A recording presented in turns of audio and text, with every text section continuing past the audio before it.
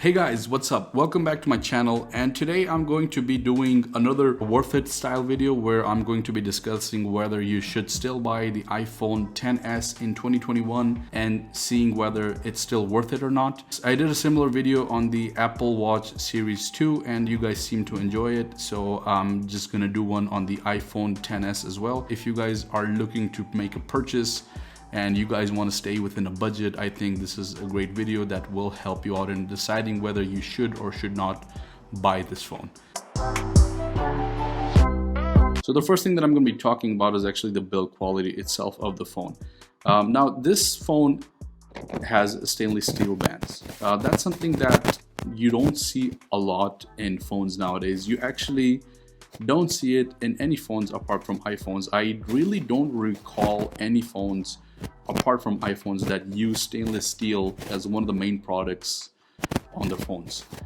It also has a Gorilla Glass on the back and the front, which means that it's a little bit, it's sturdy. It's not, weak. It's not gonna fall. It's not gonna break down if it falls a couple of times. I have had the experience of dropping my phone on solid concrete, and fortunately nothing has happened yet. So it is a sturdy phone. You do get that premium feel with this. It has a nice, weight to it. It's not too heavy, it's not too light. You do have a very premium feeling, with this phone. So definitely a plus on this. The build quality is great, and that's one of the reasons why I think it's still worth it right now nowadays. Most of the phones that you'll see will have aluminum, sides to it. Most of the frame will be aluminum. So even the latest ones, apart from the Pro models of the iPhones, all of the other iPhones, the minis, the regular iPhone 12s, they all have aluminum sides now. The iPhone XS has a Super Retina display, and it also has an OLED display. That's the second time iPhone has actually done this. They previously introduced the OLED display in the iPhone X, and then they continued it onwards from that.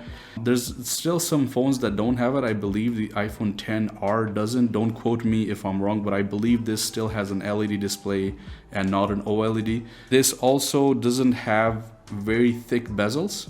So if you compare it to the iPhone XR, maybe you can see here that comparatively it has thicker bezels, and the iPhone XS doesn't have very thick bezels. That's one of the things that I really like about this. I was about to, when I initially bought the iPhone XS, I bought it because of the bezels. This was the cheaper option. The chip here is the same as this one. This is the exact same phone as this one, but it's on a budget. And one of the reasons why I didn't buy this one was because of the bezels.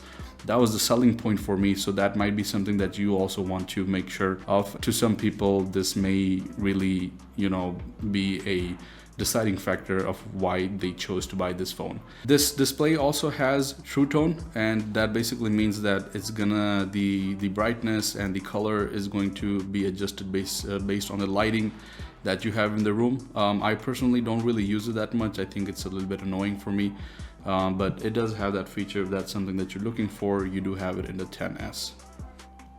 Now we're gonna talk about the chipset. Now this has the A12 chipset, which is a 7nm chip, and it came out in 2018 actually. Phones nowadays are coming out with 8nm chips, so even 3 years back this phone was way ahead of its time. This phone also has 4 gigs of RAM, which just makes the phone smoother and make sure that you don't have any lag. As I said, this is my daily driver. I use it every single day. I don't have any problems opening applications. You can see it's lightning fast. There's no lag whatsoever. I've never had to restart it because it was lagging. I've never had to leave it for a while because it got hot. Nothing of the sort. So even nowadays, even in 2021, this is a great phone for a lot of you guys who are looking for a phone that is really cheap, really in the budget, but will be giving you the maximum performance. This also actually has Apple's own 4-core graphics chip, which is perfect for gaming. So if you're into gaming if that's something that you're into, you know, you can actually really enjoy this phone with that. There's not going to be any lag in that either, so playing games is also a piece of cake on this phone. Another pro that I wanted to mention is the software itself. Now this is using the latest version of iOS, which is, I have the 14.4.2 version on this, which is the latest. I believe there are some new updates that have come after this, and I'm pretty sure that if I look for them, they'll be able to download and install in this phone. So there's no problem whatsoever when it comes to the latest software and the latest features. That's something that you get in iPhones. A lot of Android phones don't actually support that. After 1 or 2 years, you won't be able to get the updates that you would normally get on a to-date basis.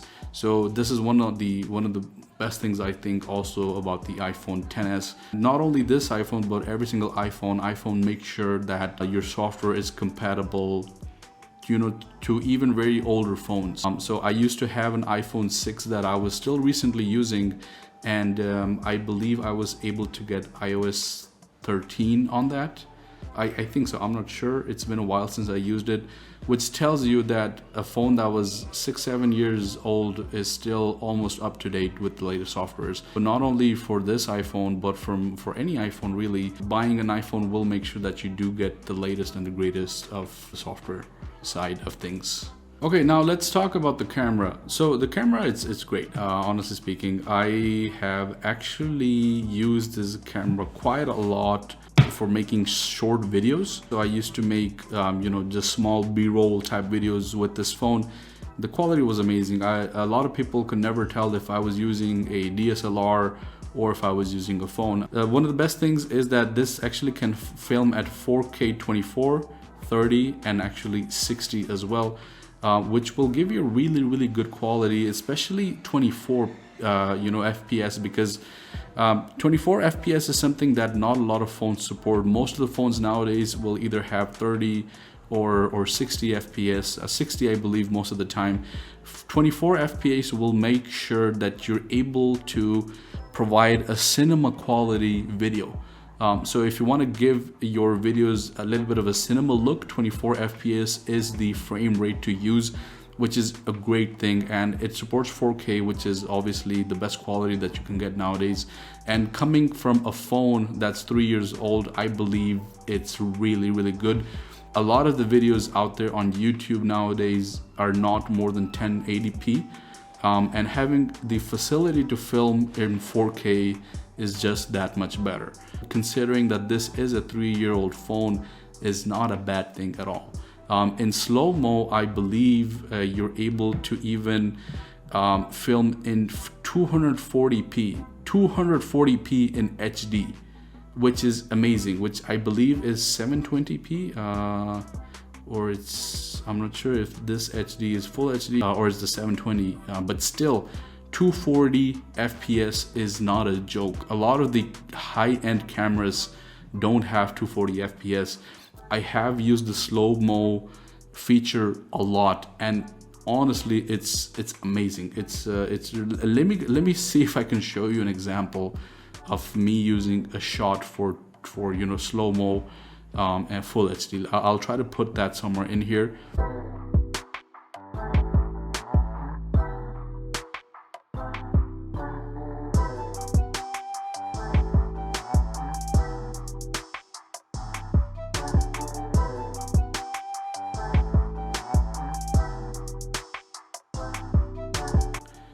Did you guys see that? That was filmed from this phone, from the iPhone. So I know it was a very short, you know, clip, just a 2-second clip, but it kind of gives you the idea of what type of filming or, you know, videos you can create with your iPhone. A lot of people use only an iPhone to make full-time videos. A lot of YouTubers have started out with phones and then upgraded to cameras once they maxed out the you know, the features of a phone. Even with photo, I'll give you a few examples of some photos that I took with my iPhone as well. You cannot tell if they were taken from a high-end DSLR or from an iPhone. So have a look at them.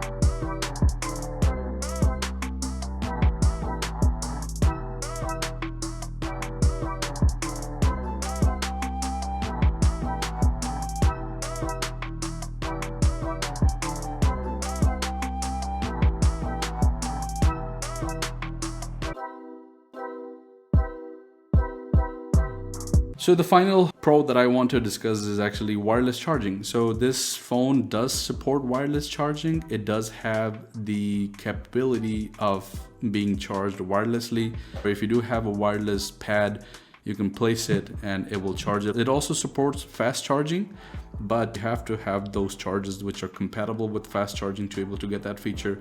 Okay, so let's talk about the cons. Now the cons, one of the cons that I think is actually the backside of the camera. Well, let's talk about design. The backside is a little bit outdated. From the front, you can't really tell, because it's almost the same. I mean, holding it from the front, you can't tell if it's an 11, if it's you know, a 12. You obviously will be able to tell because of the new design, but just holding it like this in front of you, a lot of the times you won't be able to tell. It's not really outdated from the front, it is outdated from the back, because the back is where the cameras are. You know, you can immediately recognize what phone it is. It's not something that I would think too much about. It depends on personal preference. At the end of the day, that's where it comes to. And I think you shouldn't really think too much about it. The pros that you get over the cons are, I think, much more.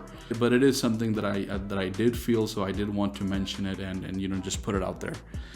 Now the battery life is about I believe 28 to 2900 milliamperes, which is not bad, but it doesn't last you more than a day. Every single day I end up with a drained battery. Right now the battery percentage, you can actually see, is a little bit more than half, 53%, and I actually charged it midday because I was almost done with it. But you know, that's one thing that I don't like about it. That's something that does affect me personally. So that is a downside that you guys might want to think about. One more thing that I wanted to mention is the colors. Now this phone comes in 3 colors only: space gray, silver or white, and then in this gold color. So you have a choice, but you don't have a lot of choice compared to other phones out there nowadays. If you look at the iPhone 11, if you look at the iPhone you know, 10R, if you look at the iPhone 12s, you have 6-7 colors. We actually will come down to seeing whether this is worth it or not.